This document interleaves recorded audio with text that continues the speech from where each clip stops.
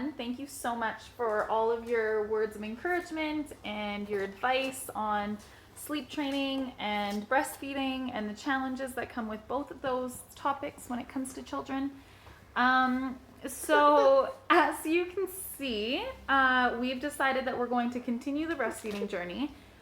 After receiving a lot of advice, the one piece of advice that really stuck with me, what do you want, baby?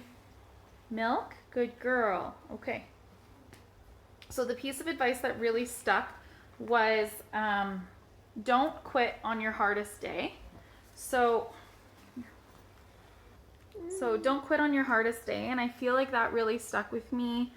My friend Kelsey told me that, and it was really true. And I think that rings true with a lot of the new phases in toddlerhood or motherhood or anything in life. Don't quit on your hardest day. If you're ready to quit, or if you're ready to transition into something new, make sure that it's when you're not making an emotional decision. So we've decided to continue breastfeeding, and I've just decided to just change my way of thinking. So instead of feeling a little bit left out with the cuddling and all of that, just be appreciative that, you know, she does find comfort in me, and maybe it's not like the long cuddles that Jordan gets, but it's still periodically really quick, like a lot during the day. So on that note, we are going to continue this journey. I'm hoping until 2, but I mean, every day is new and we'll see what happens. So thank you everyone for your advice, and Jordan for all of your support. I'm super lucky. I think that I also need to take from this experience that I'm very fortunate that with a partner who works away so much, our child is so excited to spend time with him when he's home that she doesn't really need me or want me around that much. And I think that's beautiful. So it's cool to know that they have like a different relationship, but that she can always find comfort with me too.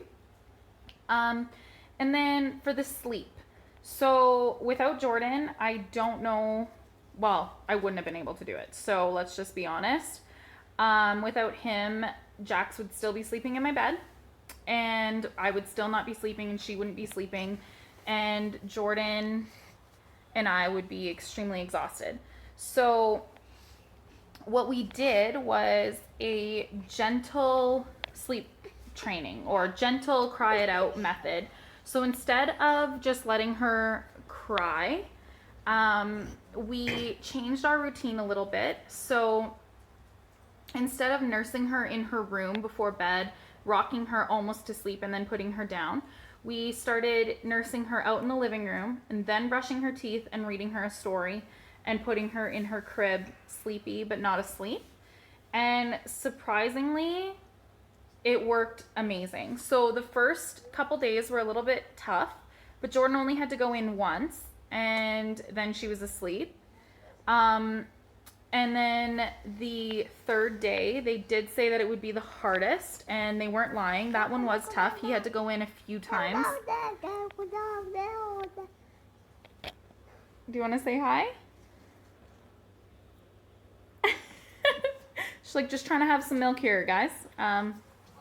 So anyway, so he only had to go in, still on the toughest day, he only had to go in 3 times. And when you go in, you just let her know that you love her, rub her back, calm her down.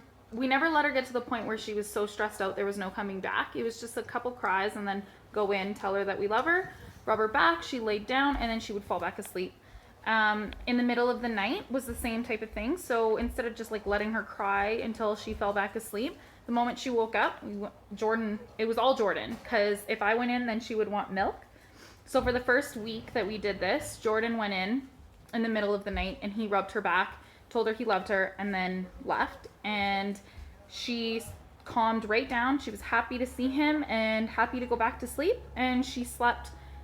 After the first 2 nights, she's been sleeping 11-hour nights, which is incredible, because that hasn't, ever happened. It happened when she was a newborn. She used to sleep really well, but since I don't know what happened then, but since we changed something, she hasn't slept like that.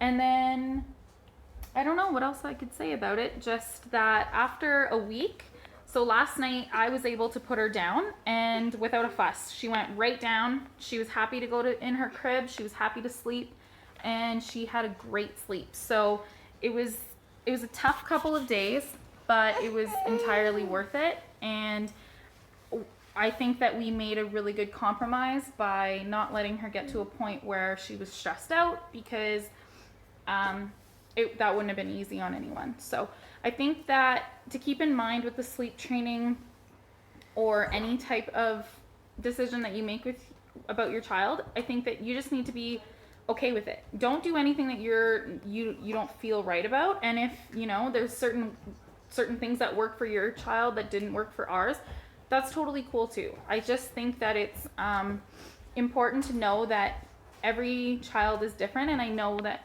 you guys know that, but a little reminder is always nice, because we had to alter a lot of methods and tweak things to fit our child, and I think that's really important to remember, because we're not all the same. We don't all fall asleep the same. We don't, there's all sorts of different things. So just do what's right for you, and thankfully we found something that works for us, and we are getting more sleep. For now, Yay. we'll keep you posted. For now, she is 16 months, and I know there's an 18-month regression, so I'm fully prepared for that. Stocked up on coffee at Costco the other day, so we're good. But yeah, for right now, we're doing better. Thank you, everyone, for joining us on this journey and being a part of our community and helping people not to feel alone. Thank you.